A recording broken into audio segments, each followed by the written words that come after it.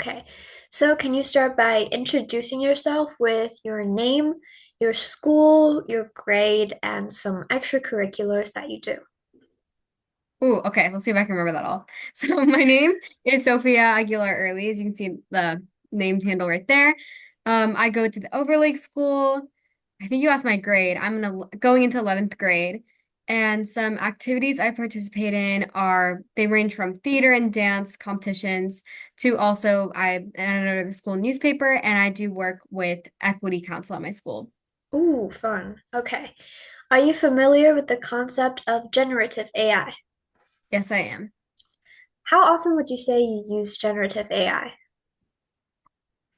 Never actually, because my parents blocked it on all my devices, which is Mm. really great. So we have a question that's how do you use generative AI? I guess we'll just skip over that. Um, would you like to see generative AI being incorporated into academia? Absolutely. I think it's honestly very important, especially that, like, in this day and age, as time is progressing and as the next generation is going into the workforce, we need to be prepared and know how to use these tools because they are going to be part of our jobs, like, pretty much no matter what we do. We can see it everywhere and it is going to be everywhere. And it is important that in our education, it is used in different ways. Perfect. Okay.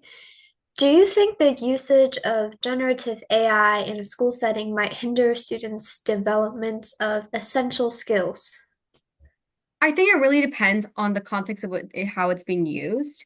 So I think that, you know, brainstorming is important, right? And that's something that we learn to do from a very young age. Like, okay, brainstorm a science fair project in kindergarten.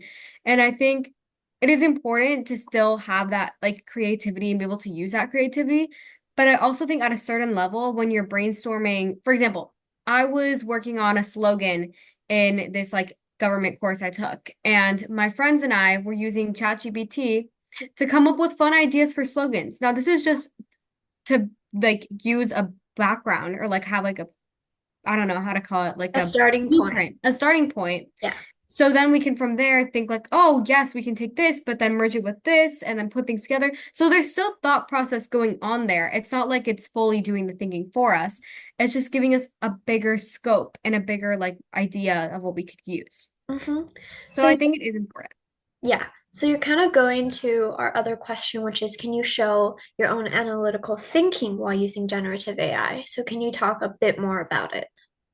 I think you absolutely can. Again, ChatGPT is like Wikipedia. It's like any other search engine almost that's existed for a long time. When you use a calculator in math, you can still use that analytical process to figure out how, like, what you're going to put into the calculator to get the answer you want and how you're going to solve that equation. It's really just like that thinking of how you're going to prompt it is it is analytical thinking. It's very interesting how you brought up the calculator because a big part of our project is comparing generative AI to calculators. And I'm doing research and writing an essay like, could generative AI follow the same steps that calculators took? So we're on the same level here, Sophie. Really. Yeah. No, yeah, and the same way, like in my math class, there are certain tests you're not allowed to use calculators, and Yeah. certain tests you are. ChatGPT can be the same way, where in certain things or in certain projects, you can use ChatGPT to brainstorm ideas or help get like a blueprint or help with whatever. But, in some there can't. And I think that's something that also teachers can be deciding and thinking about in these coming years. Yeah. So do you think the content that is created by the AI belongs to the user? Wait, can you like reword that? I'm a little lost. So if you enter a prompt into ChatGPT and it gives you whatever content that you prompted, a Mhm. PowerPoint or an essay, let's say, does that content belong to you, the user? That's where I don't think so in the sense that I think if you do use ChatGPT to like get information, I think you should still like put some sort of citation Mhm. or put some sort of reference of like, okay, I got this from ChatGPT. The same way you would say, I don't know, if you read something in a book, that's not your idea because you're the one doing the reading, you know? Or I don't know, I think it's still important to like cite your sources and like make sure that you're giving I guess I don't know if ChatGPT is even like a being that deserves credit, but I think it's more just like I think it's important to show what are your own thoughts and what are thoughts that helps come from the machine. Yeah, so a little background on generative AI. It has a huge database that it pulls from, and Mm, ChatGPT, for example, pulls from all the databases to generate the best response to your prompt. yeah, So it's not a being that's providing you with the source, it's pulling from all kinds of different sources. Yeah, exactly. a Yeah. lot of people have the same answer as you. Yeah. What are some things that teachers can do to kind of grapple with the rise of generative AI? Like since so many students are already using it, what are some helpful things that teachers can do in your opinion?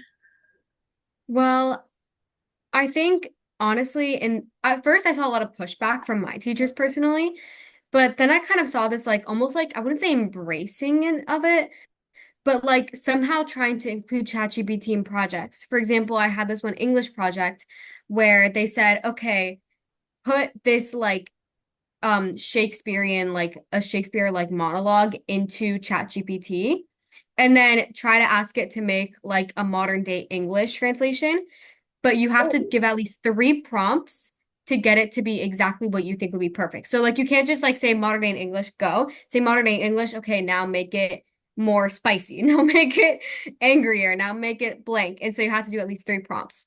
And so I think projects like those, where you're almost kind of like, yes, you are requiring students to have their own prior definition or like prior translation of the Shakespearean text, but then you go in and you kind of like use ChatGPT as like, I don't know, like show them how to like use prompts and like Mm, use it to their advantage as well and not just get the first answer, but also see like, okay, now how can I manipulate this answer to be the right one?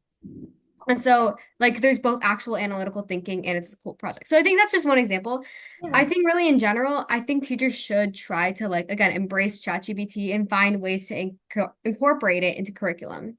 Yeah, that's interesting because while teaching you English, they're also teaching you how to use the AI responsibly, which I think is really great. Exactly. And that's another important thing we need to learn how to use. Yeah.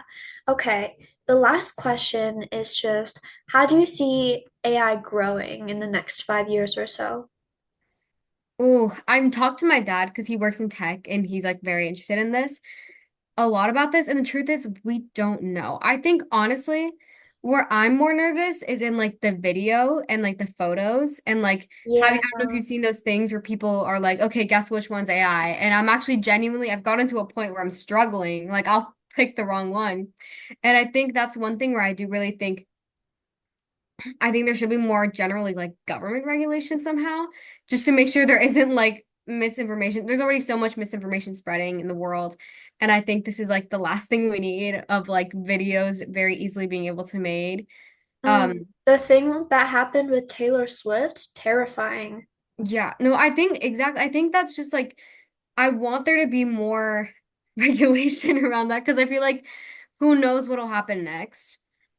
And I think that's something that like you can't even like teach in school how to avoid.